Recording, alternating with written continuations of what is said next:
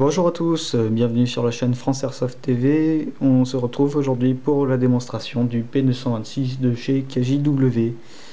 Alors, on va tout de suite ouvrir la mallette pour découvrir la réplique.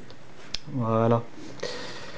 Alors, je précise tout de suite, le laser est évidemment à moi, la réplique n'est pas fournie avec d'origine.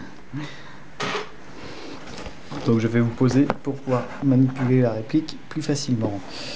Voilà. Donc la réplique est full métal. Elle fait environ 850 grammes.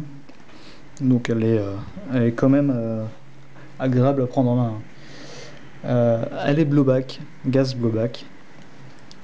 Et elle tape, je vais faire une moyenne, hein, parce que ça dépend du gaz et de la température, mais elle tape à peu près dans les 280 fps environ. Bon.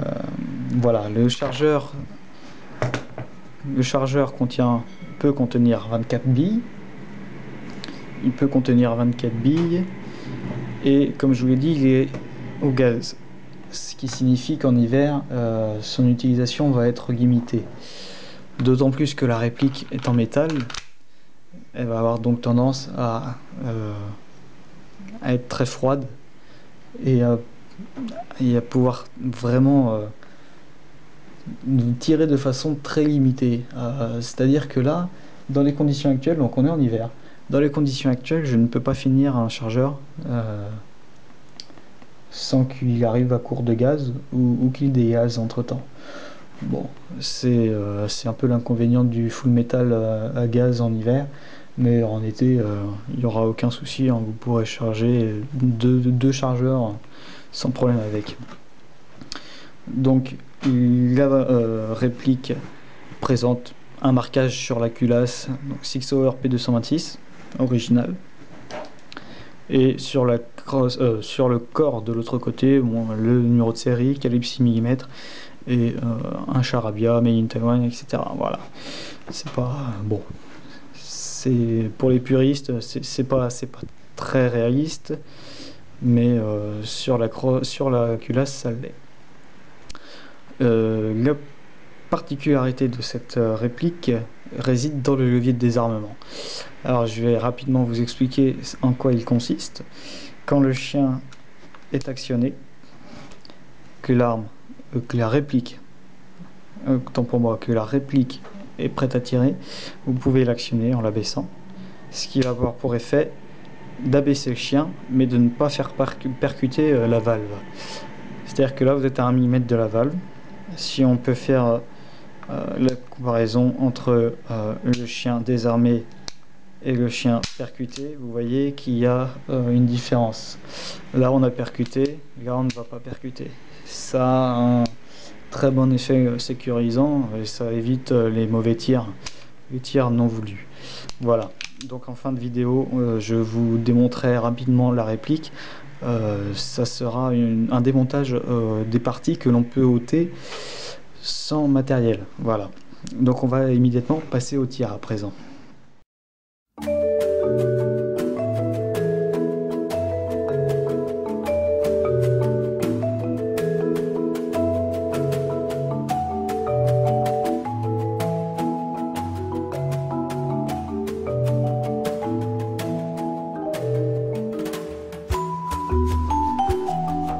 Voilà, alors le chargeur est rempli de billes et de gaz, la réplique est prête à tirer, donc on va passer au tir sur une cible de 6 cm de diamètre et à une distance d'environ 8 mètres.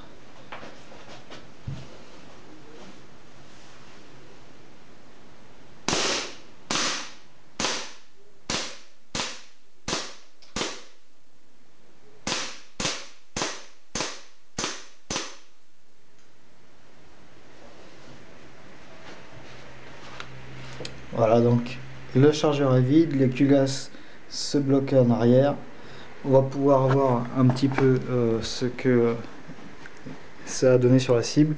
Donc la visée n'était pas sensationnelle, mais j'ai quand même essayé d'aller au centre en tirant. Je me suis pas servi de la mire puisque j'ai quelques difficultés à régler mon hop-up sur cette réplique. Je ne sais pas si c'est un problème récurrent sur ce modèle, mais me concernant, j'ai des difficultés à trouver un réglage qui fonctionne à la fois à 5 et à 25 mètres. Bon. Peu importe, on voit qu'il y a quand même un groupement au centre de 3-4 billes qui ont été où je voulais. Pour le reste, c'est un tir malchanceux. Voilà, donc on va faire un deuxième tir. Voilà, donc le chargeur est à nouveau rempli de billes et de gaz. Et je vais à présent vous montrer le tir au niveau de la réplique.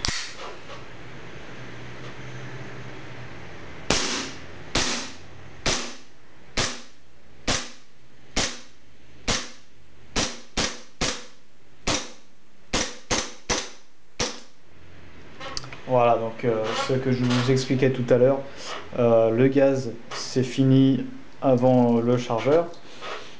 Bon, ça doit dépendre des conditions et du gaz évidemment, mais là j'en ai quand même envoyé, on va dire, entre 18 et 20. Bon, c'est correct, mais c'est vrai qu'une réplique de poing, on aimerait qu'en toutes circonstances, le chargeur, au moins un chargeur se finisse avant d'être à court de gaz. Bon, voilà, peu importe. À présent, je vais effectuer un dernier tir sur une cible, voilà, une cible comme ça, hein, ça va être un petit peu pour le fun, et après on passera au démontage. Voilà, donc dernier tir sur un carton. Donc le chargeur est rempli et c'est parti.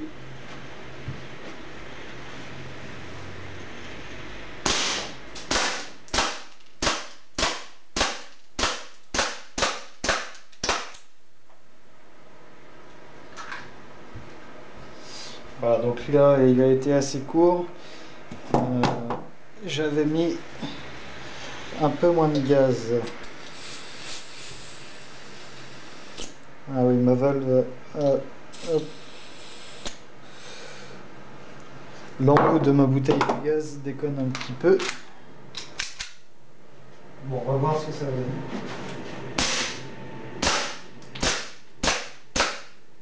Voilà. Donc pour finir les billes, voilà, la culasse est bloquée en arrière, le chargeur est fini.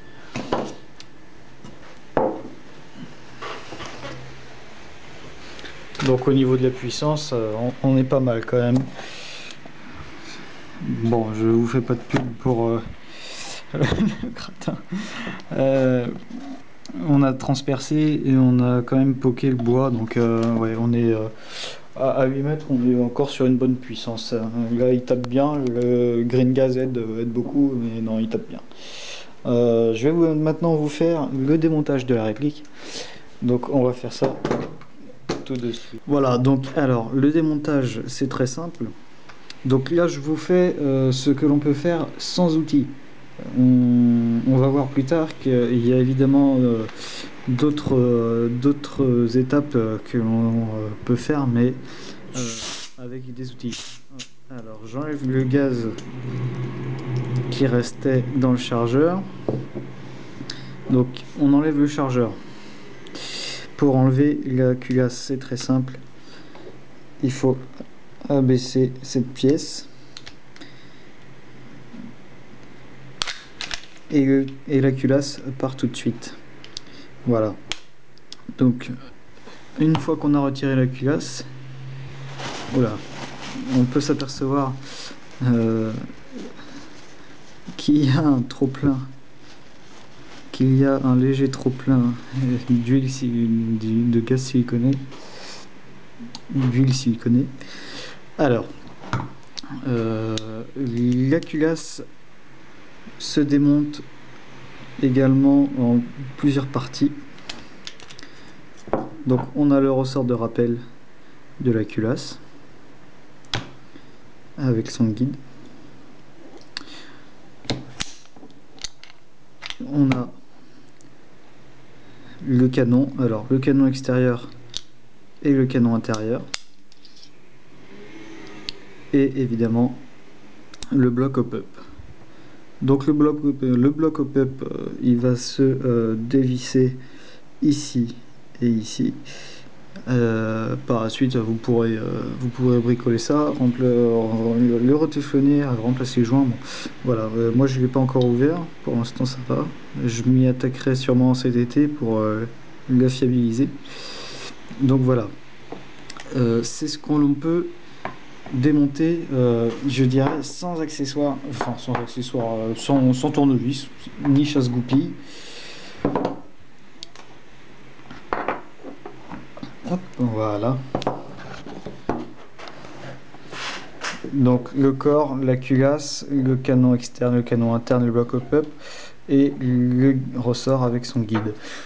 Donc pour le nettoyage, pour l'entretien, donc comme toutes les répliques gaz, ce que je fais, c'est que j'applique de l'huile siliconnée sur le joint, donc le joint de sortie de valve. J'en applique également sur la valve directement pour qu'elle puisse s'actionner sans à-coups, sans bloquer. Donc il suffit d'impliquer dessus et en même temps l'actionner, voilà, comme ça. Donc c'est plutôt efficace. On sent que l'action est beaucoup plus nette quand elle est huilée. Voilà, donc ici et ici pour le chargeur. Évidemment, on appliquait sur le rail de la culasse, donc de la graisse pour que la culasse ait une action nette. Et voilà. Évidemment, si vous n'utilisez pas de gaz, si vous utilisez un gaz sec, sans huile, sans silicone à l'intérieur, un peu d'ultraire dans le puits du chargeur, ça sera tout bénef. Donc on va en arriver à la fin de cette vidéo. Pour résumer, c'est une bonne réplique, plus par son aspect que pour ses capacités sur celle-ci, à mon avis, évidemment.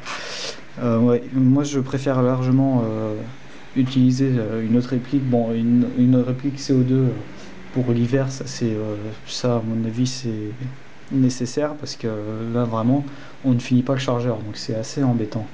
Mais non, pour ce qui est des capacités,